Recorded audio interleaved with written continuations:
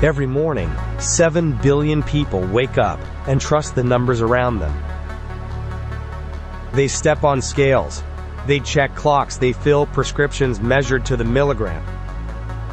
They drive at speeds measured by instruments they have never seen, in cars built to tolerances thinner than a human hair. GPS satellites overhead calculate your position using atomic clocks that must agree to within a billionth of a second. Stock markets execute millions of trades every second, each one time-stamped by clocks that cannot disagree. But what is a kilogram? What is a second?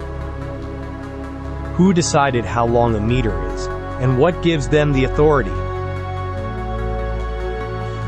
Somewhere right now, in laboratories so quiet you can hear your own heartbeat, a small community of scientists is maintaining the answers to these questions. They are the most precise people on Earth, and almost nobody knows they exist. Everything you measure, everything, is only as real as the decisions they have made. And they might change their mind. In 2018, they did.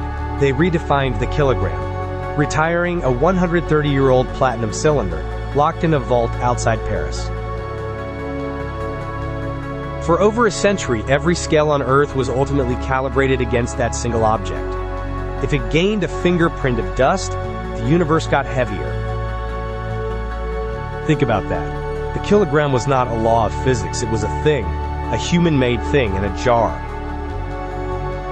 And the people who guarded it knew something the rest of us did not.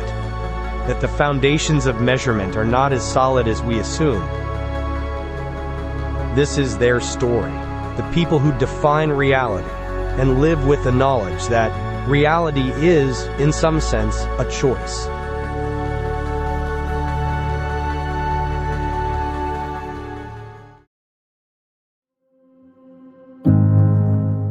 Just outside Paris, in a quiet suburb called Sèvres, there is a building most people have never heard of.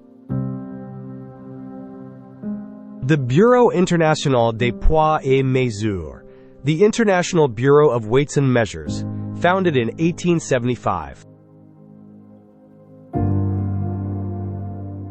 It doesn't look like a place that defines reality. It looks like a boarding school.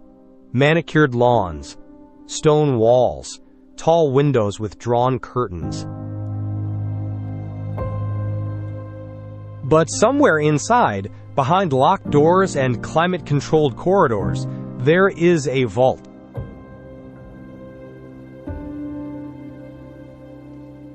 And inside that vault, under 3 nested glass bell jars, sits a small platinum iridium cylinder, about the size of a golf ball, polished to a mirror finish.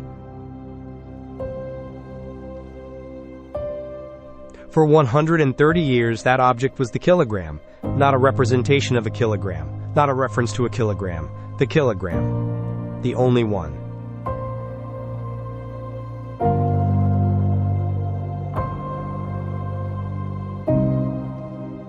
Every scale, in every pharmacy, every hospital, every airport, every laboratory on Earth, was ultimately calibrated against this single object. A chain of copies leading back to one original.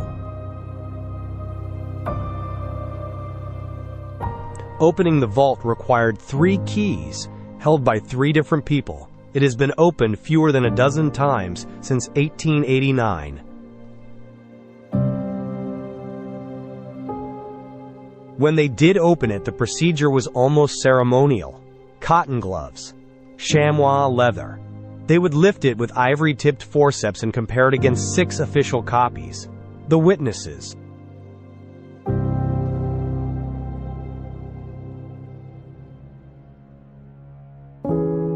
If the witnesses disagreed with the original, there was no higher authority. Nothing in the universe was more a kilogram than this cylinder.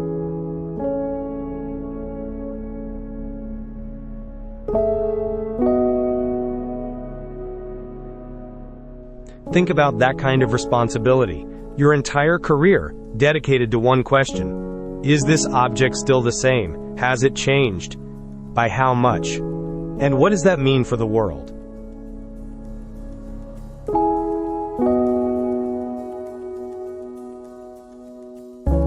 Metrologists don't seek fame.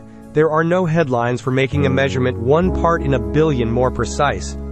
No Nobel Prizes for calibration.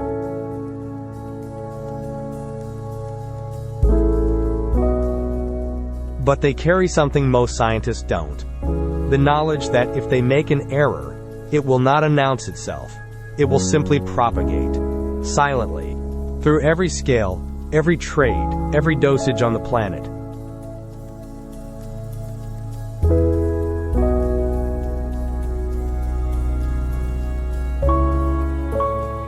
Nobody will notice for years, but the error will be real.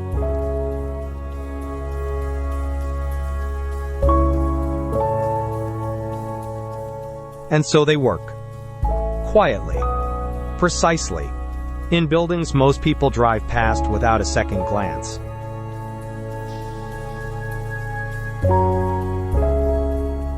Maintaining the foundations that everything else is built on.